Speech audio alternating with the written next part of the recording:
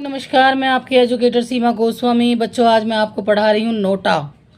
NOTA क्या होता है? आपने, मुझे तो लगता है कि काफ़ी सारे बच्चों ने फर्स्ट टाइम ये सुना होगा कि नोटा कोई वर्ड भी है।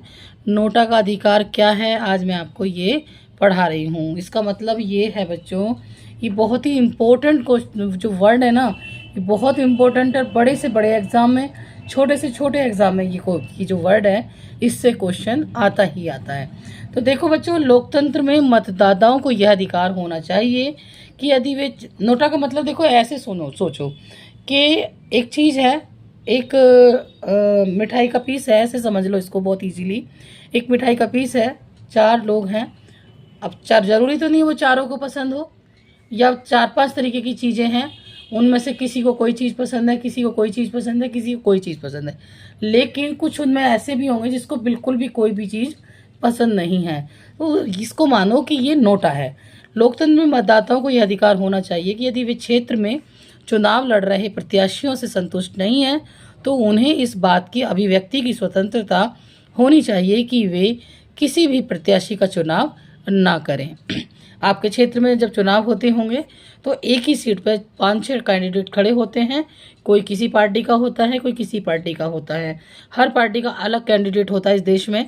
दुर्भाग्य है इस देश का कि इतने सारे लोग खड़े हो जाते हैं, आम जनता का पैसा इतना बर्बाद होता है, क्योंकि हर चुनाव में करोड़ों रुपए, अरबों रुपए फूंक दिए जाते हैं और उसका परिणाम इतना कोई खास निकलता नहीं है। क्योंकि चुनाव तो एक को ही जीतना है, हारना सबको। पार्टियां लिमिटेड हों और इस तरीके के लोग खड़े हों जो देश का विकास कर सकें, भला कर सकें। लेकिन हमारे यहाँ क्या है, जिसका मन करता है वही खड़ा हो जाता है चुनाव में।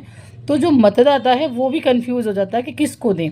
कुछ तो अपने, हमारे देश में क्या चुनाव होता है कि कुछ तो दे रहे हैं अपने जाति के हिसाब से, कुछ दे रहे हैं अपने क्षेत्र के हिसाब से कि ये हमारे क्षेत्र का बंदा है, इसको वोट दे दो। कुछ दे रहे हैं अपनी रिश्तेदारी के हिसाब से।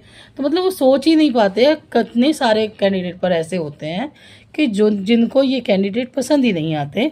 तो उच्चतम न्यायालय के अनुसार नोटा के विकल्प के माध्यम से मतदाताओं को यह अधिकार मिलेगा कि वे राजनीतिक दलों को स्वच्छ व ईमानदार छवि वाले प्रत्याशियों को चुनाव मैदान में उतारने के लिए विवश करें। अभी कई साल से क्या हो रहा है, बहुत सारे लोग नोटा का प्रयोग कर रहे हैं। यानी वो ना तो उस पार्टी को वोट दे रहे हैं, ना किसी और पार्टी को वोट दे रहे हैं। वो नोटा यानी मुझे कोई पसंद नहीं है, ठीक है। वहाँ पर एक विकल्प आता है मशीन में, जो वो लिखे रहते हैं नंबर्स कि ये फला पार्टी है, ढिकरा पार्टी, इस तरीके से। और वहाँ पर नोटा भी लिखा रहता है, ठीक है। तो जो 18 ईयर्स के बच्चे होंगे वो देखें, उन्होंने, जिन्होंने भी फर्स्ट टाइम वोट दिया है या जो देने वाले हैं, उनको भी मैं समझा रही हूँ कि अगर आपको कोई पार्टी पसंद नहीं है तो आप नोटा पे दबा दीजिए। यानी कि आपने किसी को अपना वोट नहीं दिया है, आपका किसी को समर्थन नहीं है। तो ये उच्चतम न्यायालय ने किया था कि अगर कोई दल आपको पसंद नहीं है, इससे क्या हो रहा है बच्चों, ईमानदार लोग आ रहे हैं राजनीति में।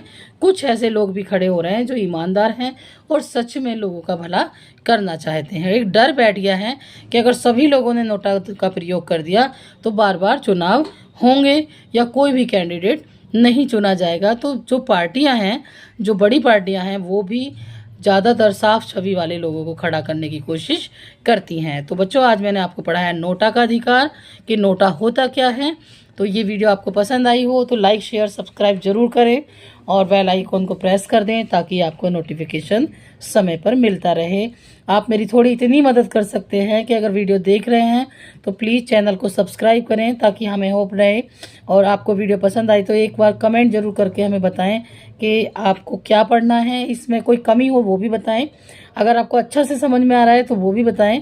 तो और वीडियो पसंद नहीं आ रही है तो वो भी बताएं। धन्यवाद।